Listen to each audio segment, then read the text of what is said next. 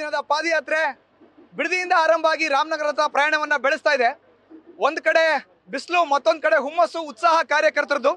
ಖುದ್ದು ನೋಡ್ತಾ ಇದೀವಿ, ಬಿಜೆಪಿ ನಾಯಕರೆಲ್ಲ ಹೆಜ್ಜೆ ಹಾಕ್ತಾ ಇದ್ದಾರೆ. ಸಿದ್ದರಾಮಯ್ಯನವರ ರಾಜೀನಾಮೆಗೆ ಆಗ್ರಹಿಸಿ ನಮ್ಮ ಜೊತೆ ಮಾತನಾಡಲಿಕ್ಕೆ ರಾಜ್ಯ ಬಿಜೆಪಿಯ ಪ್ರಧಾನ ಕಾರ್ಯದರ್ಶಿಗಳು, ಶಾಸಕರಾಗಿರುವಂತಹ ಸುನೀಲ್ ಕುಮಾರ್ ಇದ್ದಾರೆ. ಮಾತಾಡಿಸ್ತೀನಿ. ಸುನೀಲ್ ಕುಮಾರ್ ಅವರೇ, 2ನೇ ದಿನದ ಪಾದಯಾತ್ರೆ, ಶಾಸಕರು ಕಾರ್ಯಕರ್ತರಲ್ಲಿ ಇನ್ನೂ ಕೂಡ ಉತ್ಸಾಹ ಕಡಿಮೆ ಆಗಿಲ್ಲ, ಇದು ಹೀಗೆ ಮುಂದುವರಿತಾ ಇದೆ. 100ಕ್ಕೆ 100% ಯಾವುದೇ ರೀತಿಯಾದಂಥ ಉತ್ಸಾಹ ಕಡಿಮೆ ಆಗಿಲ್ಲ. 2ನೇ ದಿನದ ಪಾದಯಾತ್ರೆ ನಿನ್ನೆಗಿಂತ ಹೆಚ್ಚು ಉತ್ಸಾಹದೊಂದಿಗೆ ಇವತ್ತು ಆರಂಭ ಆಗಿದೆ. ಇನ್ನು 8 ದಿನಗಳು ಕೂಡ ಇದಕ್ಕಿಂತ 2 ಪಟ್ಟು 3 ಪಟ್ಟು ಉತ್ಸಾಹದಿಂದ ಈ ಪಾದಯಾತ್ರೆಯನ್ನು ನಾವು ಮುಂದುವರಿಸ್ತೇವೆ.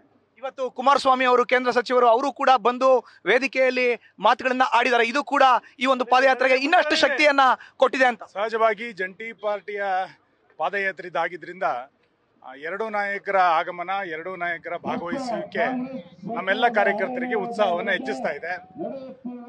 ದಾರಿ ಉದ್ದಗಲಗಳಲ್ಲಿ ಬಹಳ ದೊಡ್ಡ ಪ್ರಮಾಣದಲ್ಲಿ ಜನರ ಪ್ರತಿಕ್ರಿಯೆಗಳು, ಈ ಸರ್ಕಾರವನ್ನು ತೊಲಗಿಸ್ಬೇಕು, ಹಗರಣಗಳ ಸರ್ಕಾರವನ್ನು ತೊಲಗಿಸ್ಬೇಕು ಅಂತ ನಾವೇನು ಹೇಳಿದ್ವಿ, ಅದಕ್ಕೆ ಬಹಳ ದೊಡ್ಡ ಪ್ರಮಾಣದ ಪ್ರತಿಕ್ರಿಯೆ ದಾರಿ ಉದ್ದಗದಲ್ಲಿ ಬರ್ತಾ ಇದೆ.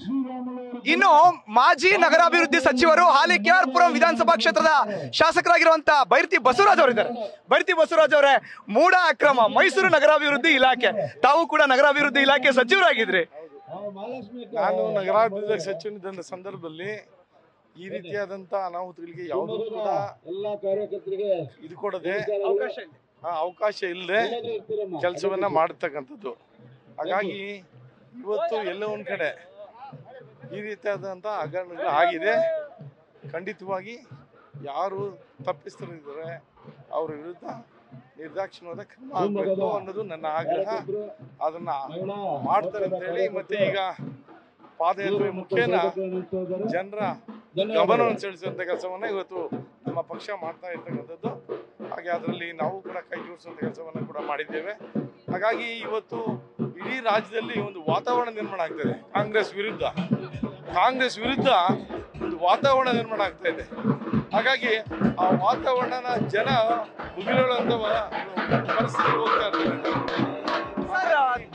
ತಾವು ನಗರಾಭಿವೃದ್ಧಿ ಇಲಾಖೆ ಸಚಿವರಾಗಿದ್ದವರು, ಸಿಎಂ ಹೇಳ್ತಾರೆ 89, 90, 92, 2001, 2010, 14ರಲ್ಲೆಲ್ಲ ಇದೆಲ್ಲ ಆಗಿರೋದ್ರಿ, ನನ್ನ ಕಾಲದಲ್ಲ ಅಂತಾರೆ. ಹೌದು, ಈಗ ನಾನಿದ್ದಂತ ಸಂದರ್ಭದಲ್ಲಿ ಇದಕ್ಕೆ ಯಾವಕ್ಕೂ ಅವಕಾಶವನ್ನ ಕೊಟ್ಟಿರ್ಲಿಲ್ಲ. ನಾವು ಇಲ್ಲದಂತ ಸಂದರ್ಭದಲ್ಲಿ ಇವೆಲ್ಲ ಕೂಡ ಆಗಿರ್ತಕ್ಕಂಥದ್ದು. ಅದಕ್ಕೆ ಅವರೇ ಉತ್ತರಗಳನ್ನು ಹೇಳಬೇಕಾಗ್ತದೆ. ಇವತ್ತು ದಾಖಲಾತಿಗಳನ್ನ ನೋಡಿ ಜನ ತೀರ್ಮಾನವನ್ನು ಮಾಡ್ತಾರೆ. ನನ್ನ ಕಡೆ ಪ್ರಶ್ನೆ ಸರ್, ಮೈಸೂರಿಗೆ ಈ ಒಂದು ಪಾದಯಾತ್ರೆ ತಲುಪೋದ್ರೊಳಗಡೆ ಸಿಎಂ ರಾಜೀನಾಮೆ ಕೊಡ್ತಾರೆ ಅನ್ನೋದು ಯಡಿಯೂರಪ್ಪನವ್ರ ಮಾತು. ಮಾನ್ಯ ಯಡಿಯೂರಪ್ಪರು ಹಿರಿಯ ಅನುಭವಿ ರಾಜಕಾರಣಿಗಳಿದ್ದಾರೆ. ಅವರ ಅನುಭವದ ಮೇಲೆ ಆ ಮಾತನ್ನು ಹೇಳಿದರೆ ಅದು ಸತ್ಯ ಆಗ್ಬೋದು ಅನ್ನೋದು ನನ್ನ ಅನಿಸಿಕೆ. Thank you sir. ಇದು ಒಟ್ಟಾರೆ ಬೈರತಿ ಬಸವರಾಜ್ ಅವರ ಮಾತು. ಯಡಿಯೂರಪ್ಪನವರು ಹಿರಿಯ ರಾಜಕಾರಣಿಗಳು, ಅವರ ಅನುಭವದಲ್ಲಿ ಆ ಮಾತನ್ನ ಹೇಳಿದ್ದಾರೆ.